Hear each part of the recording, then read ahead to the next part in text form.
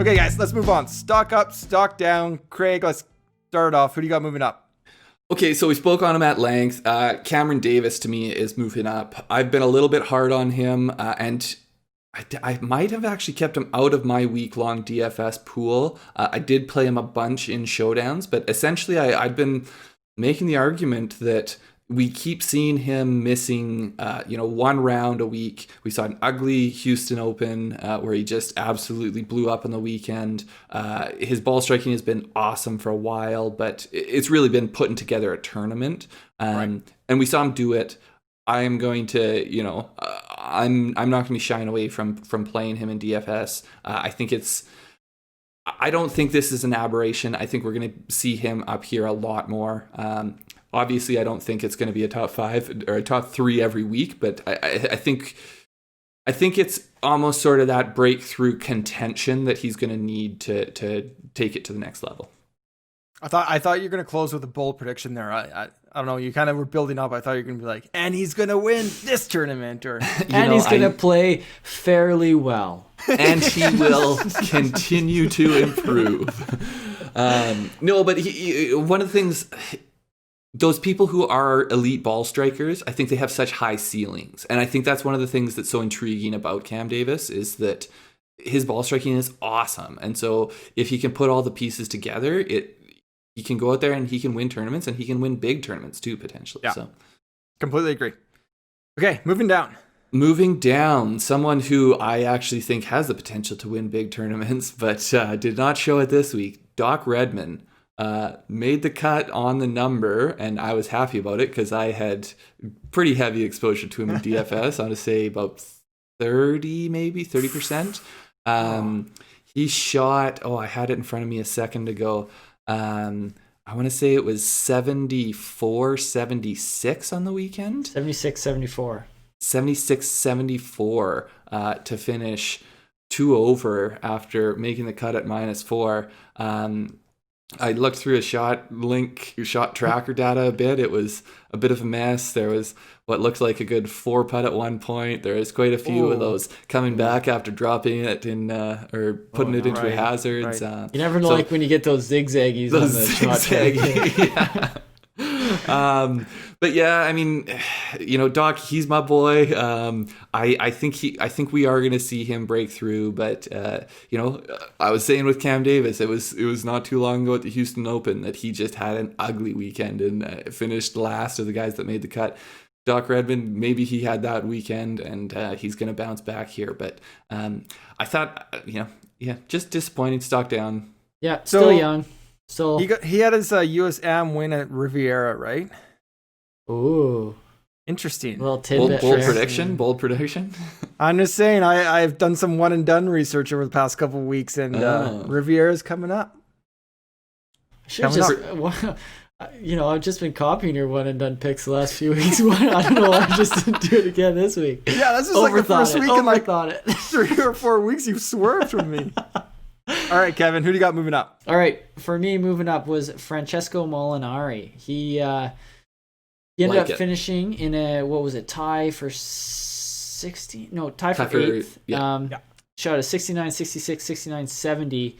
And really this was just, a solid performance from him. I was watching your guys' live stream last night where you mentioned him.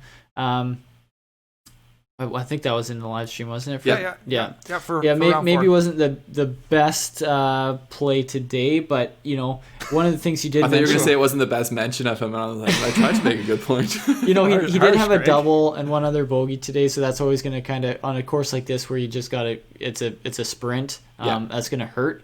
But one of the things you guys did mention was how high you felt his floor was, and I think kind of he proved that today by still shooting 200 par despite those mistakes. And I found myself very much agreeing with you guys that he does have a high floor. This is we haven't seen a lot of them. It took a big break during the COVID break and even beyond that.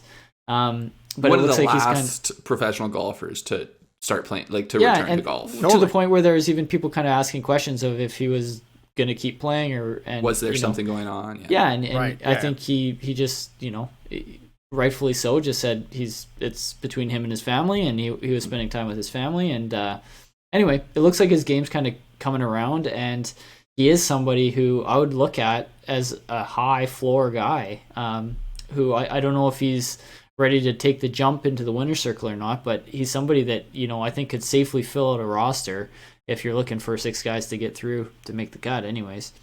I mean, going back to his Open, when he did, I always think of, when I think of Molinari, I think of limiting mistakes, and yeah, that didn't happen at Augusta when he was in contention, but that Open win, he just wasn't making any bogeys. Like, he found a way to go up and down or to scramble or do it.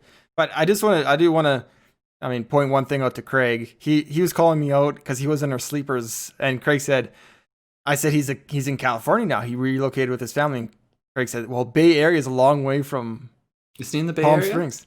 I don't think he's in the Bay Area, man. I think he's in the greater Los Angeles area. So because I heard that on the broadcast. I thought he was getting flack for the PGA Championship for not playing there because it was really close to where he had moved. But I think that, that whole moving to California thing, I think it'll be interesting in terms of how much we will see him. Correct me if I'm wrong, but he was not one of these Europeans who was playing sort of full-time schedule or close to full-time schedule on the PGA Tour. So I think we'll get to see him in a lot of tournaments we haven't seen him at before. And it'll just be interesting to see over the course of the season what we get from him on, American soil. So, Adam, and just as an aside, how you said he wasn't able to avoid the mistakes at Augusta, he did avoid mistakes at Augusta up until the 12th hole on... 15, big one.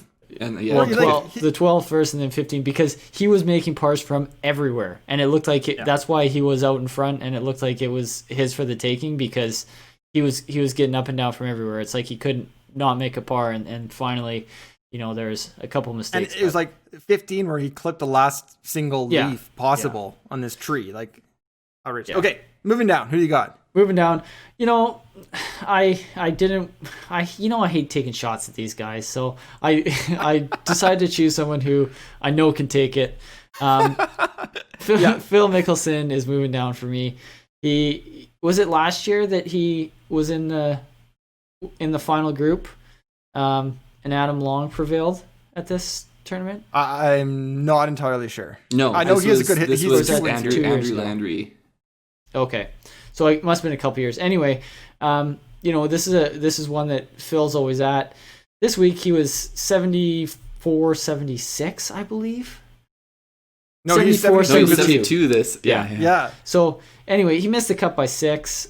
He was never in it. Like, I know there's a lot of nostalgia for Phil, but the way his game is right now, unless you're just you're getting great odds, which you won't get because of the name. He's just somebody I can't back right now, like at all, until he maybe in a Champions Tour event because he. Well, there's a lot of hype about him being the first player in a while to win in his 50s, and I'm not seeing it. I'm not seeing him having winning. It has been only 2 years, I think, since his last win, but it does not look like he has winning game out there right now. Yeah, he's unbelievably talented, and he could pop at any time. But he really, to put a full 4-round week together at this point, seems like it's a bit of a stretch. Although, did you see the auto tune? Did he? Oh, sorry. What's this? Or like the auto tune? I don't even know what you call it, but like those songs where they like take all the little tiny clips and make it into a thing about him hitting bombs. Oh, it's a good one. It was on Golf TV in the pre-broadcast coverage on, I want to say Thursday morning maybe. I'll try to track down the video and get you guys a link. Well, did you guys hear about the stat about his 72? Oh, yeah. It's first time in 2,200 rounds. He went birdie-free, bogey-free, 18 pars. He's never done that, really? I think. Yeah. Like ever. All his time on the PGA Tour. Wow, I didn't hear that. Amount of rounds. Yeah, and I think he's in the featured group, and they're like, here comes a birdie. Here comes a birdie on 16. And like, nope. And then, yeah. That's unbelievable from Phil. I know. Oh. Well, Feel the thrill no longer. No longer. Okay, moving up. Doug Ghim for me. I have Doug Ghim moving up. He had a T5 at the Amex. Our unofficial boy.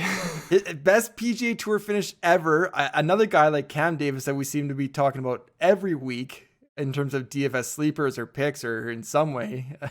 I believe also, Craig, the runner-up to Doc Redman in the 2017 Am, where Doc Redman hit everything in 17, yeah, 18, he was the runner-up there. The one who was in the lead, and then Redman came out of nowhere and stole it from him. So another guy, Riviera, maybe he's got some good mojo there. But, I mean, he's just 24 years of age. I think he's really coming into his own in 2021. In the last 8 events, he has 5 top 25s.